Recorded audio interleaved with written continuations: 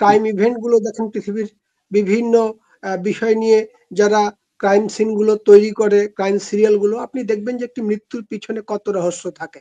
সুতরাং এই সিদ্ধান্তে আমি কেন আসবে চটজলদি যে উনি আত্মহত্যা করেছেন, তাকে যে সরাসরি হত্যা করা হয়নি সেটা আমি বিশ্বাস করব কিভাবে। আর একটি কথা আমি এর সঙ্গে বলে নেই, এর জন্য যদি আমার মরণ হয়, যদি বিভুদার মতো আমার লাশ কালকে পাওয়া যায়, তবু আমি কথাটা খুব পরিষ্কার ভাষায় বলছি যে যদি এই সরকার যখন একটি রিপোর্ট দিয়ে বলবে যে ময়না তদন্তে তার প্রমাণিত হয়নি যে উনি হত্যা হয়েছেন, নিহত হয়েছেন কারো কোনো গ্যাংয়ের হাতে বা সরকারের কোনো বাহিনীর হাতে বা সরকারের লেলিয়ে দেওয়া মবের হাতে, তবুও আমার কাছে এখন বিশ্বাস করাটা কঠিন। আমার জন্য বিশ্বাস করাটা এই কারণেই কঠিন যে আমি সচক্ষে দেখেছি যে বিচার বিভাগ দখল হয়েছে, বিচারকরা পদত্যাগ করেছেন হাইকোর্টের, এবং বিচার বিভাগ সরাসরি যে হাজার হাজার মানুষ নিয়ে যে বিচার বিভাগ দখল করেছে। তো সুতরাং আমি বিচার বিভাগ সাহসিকতার সঙ্গে এখানে অবস্থান নেবে কিনা, পুলিশ সাহসী, এই সন্দেহটা একজন নাগরিক হিসেবে আমার মনের মধ্যে আছে। আমি চোখের সামনে দেখছি যে সাংবাদিক প্রতিশ্রুতি দিচ্ছে বাবারা আমি আর লিখবো না, ভিডিও, এটা একবারে ভিডিওতে আসছে। এই পরিস্থিতিতে আসলে কোনো কিছুই আমার কাছে বিশ্বাসযোগ্যতার যে জায়গাটা, যে হয়তো বা সত্য যে হ্যাঁ উনি আত্মহত্যাই করেছেন, কিন্তু আমি সন্দেহ করব।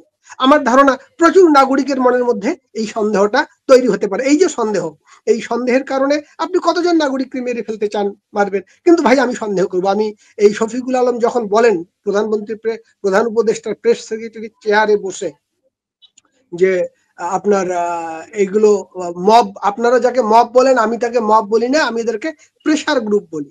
তো এই যে হত্যাকারী গ্রুপগুলোকে যখন সরকারের একবার প্রধান উপদেষ্টার কার্যালয় থেকে স্বীকৃতি দেওয়া হচ্ছে প্রেসার গ্রুপ হিসেবে, সুতরাং আগামীকাল যদি আমি কোনো এইরকম ট্রায়ালের মধ্যে পড়ে যাই যে পুলক ঘটক ধরা পড়েছে অমুক জায়গায় ধরে পিটিয়ে মেরে ফেললো, আমি, আপনারা নানাজন নানা ধরনের ব্যাখ্যা দিবেন, তৈরি করবেন, হয়তো বা অনেকেই লিখবে, বন্ধু বান্ধব তা আছেই, কিন্তু একটি কথা আমি বলে দেই যে শফিকুল আলম আমার ওই মৃত্যুর জন্য মবের হাতে দায় মুক্ত কিভাবে হয়।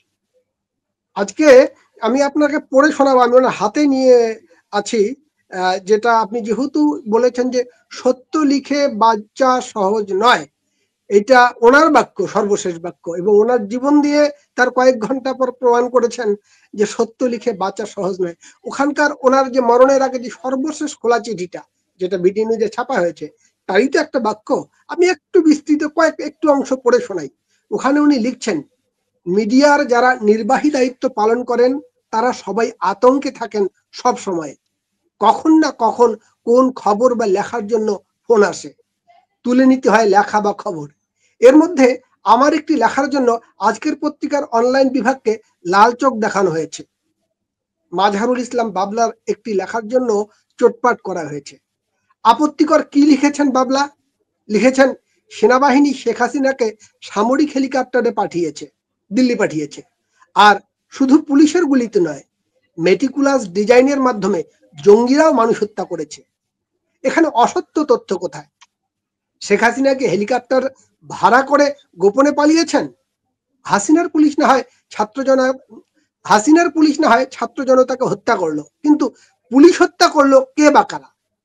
এটুকু লেখার জন্য পত্রিকার বিরুদ্ধে তোপ দাগা একেবারেই অনুচিত। সব মিলিয়ে পত্রিকায় আমার অবস্থা খুবই নাজুক। 7 জন ভারপ্রাপ্ত সম্পাদক চাপ সইতে না পেরে আমার সঙ্গে কথা বলাই বন্ধ করেছেন।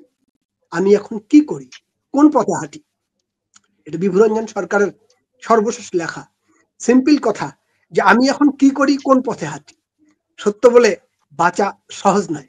এই যে বাস্তবতা, যে তার বেঁচে থাকাটাকে কঠিন করে দিয়েছে, যদি উনি আত্মহত্যাও করে থাকেন, আমি বিশ্বাস করি না এখনো পরিপূর্ণ হবে। এটা প্রত্যয়যোগ্য ভাবে হওয়ার মতো কোনো কারণ আমি এখনো দেখিনি। এই বিভূদা 30টা বছর একসঙ্গে চলেছি।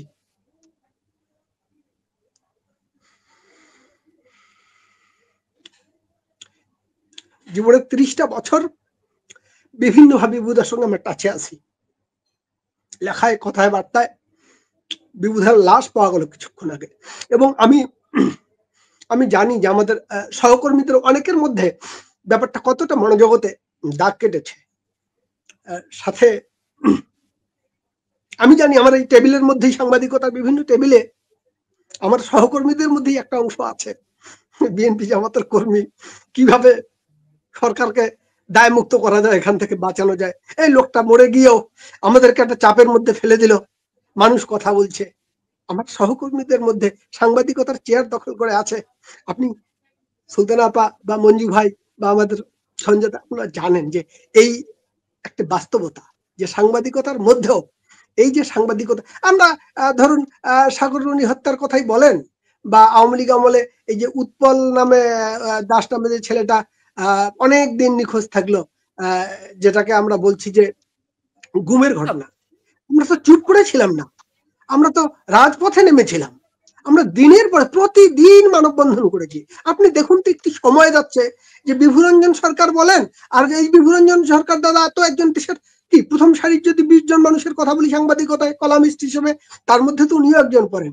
এই যে তার অস্বাভাবিক মৃত্যু, এর বিরুদ্ধে আজকে রাজপথে দাঁড়ানোর মতো সাংবাদিক কয়জন?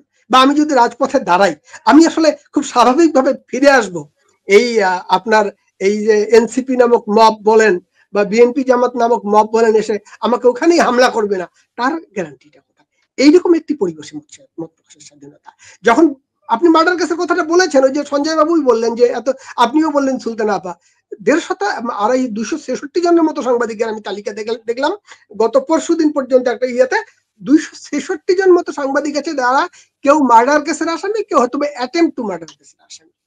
এরপরে আর কি প্রয়োজন হয় যে একেবারেই প্রথিত যেসব সাংবাদিক তারা কথা বলতে পারছেন, একটি সময় যাচ্ছে সকল মত প্রকাশের স্বাধীনতার একটা পরবর্তী স্তর আছে, সেই স্তরে আমরা পৌঁছেছি যে জায়গায় গিয়ে আপনাকে অন্য কিছু না, আপনার লেখার কারণে আপনার বিরুদ্ধে মামলাটা হয়নি, আপনার বিরুদ্ধে মামলাটা হয়েছে আপনি মার্ডার করেছেন বলে, লেখা অন্য ব্যাপার।